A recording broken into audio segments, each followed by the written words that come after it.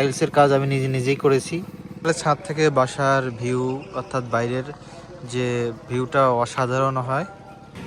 আসসালামু আলাইকুম, সবাই কেমন আছেন? আশা করি ভালো।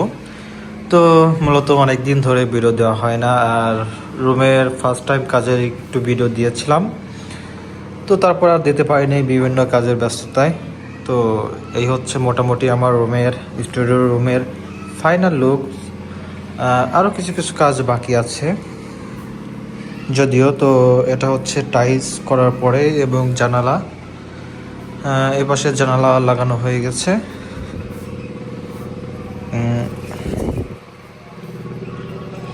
এবং জানালা খুললে দেখেন ভিউ, সবুজ গাছ সঙ্গেই থাকবে। তো এই হচ্ছে টাইলস লাগানোর পরের দৃশ্য। এই হচ্ছে আমার ছোট একটা বাথরুম।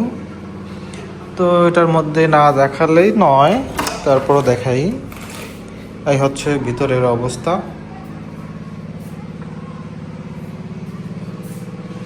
এখানে অর্ধেক হাফ টাইলস করা হয়েছে।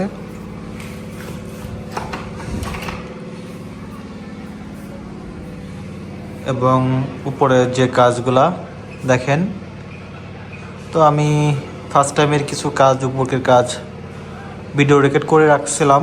তো সেটাই এখন দেখতে পাচ্ছেন, যখন উপরে চাল ছাউনি হচ্ছে ঠিক সেই সময়কার এটা।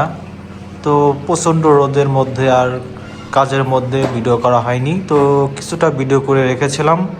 তো সেই ভিডিওই আপনারা এখন দেখতে পাচ্ছেন। তো এই যে হিট সিলিং যেটা নিচে দেওয়া হয়েছে, এই মোটামুটি রুমের কাজের এই পর্যায়ের অবস্থা। আরও কিছু এখানে একটা থাই লাগাতে হবে।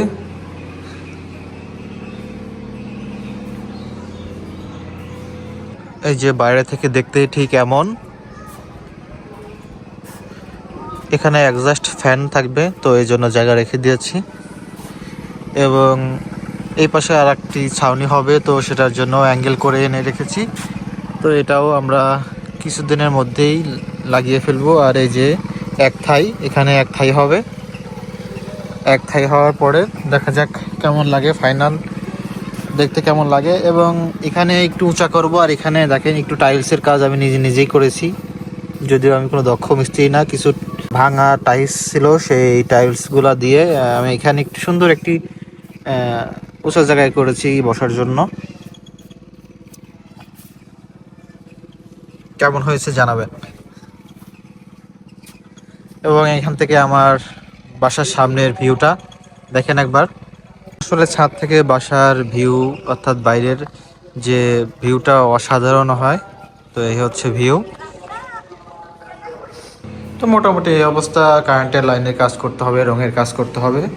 তো সেটাও খুব শীঘ্রই কাজ শুরু করে দিব। তো